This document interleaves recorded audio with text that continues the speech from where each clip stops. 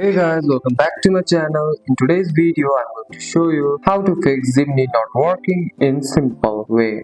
If Gemini is not working on your phone, like it won't open, won't respond or keep showing error, don't worry, in this video I will show you the simplest way. First, check your internet connection. Gemini needs the internet to work. Make sure your iPhone is connected with Wi-Fi or cellular data. Try turning Wi-Fi off and back on, or switch to cellular data to test it. Swipe up from the bottom of your screen, find Gemini and swipe it away, then reopen the app. This fixes many loading problems. Turn your iPhone off, wait a few seconds, then turn it back on. This clears small system bugs that can break app. You can also go to the app setting or iPhone setting, scroll down to the Gemini and make sure permission like microphone and the cellular data are turned on. If Gemini, use your Google account, sign out and try signing back in. This refresh your account connection. If nothing or none of these steps work, the problem may be on a Google side. In that case, wait a little while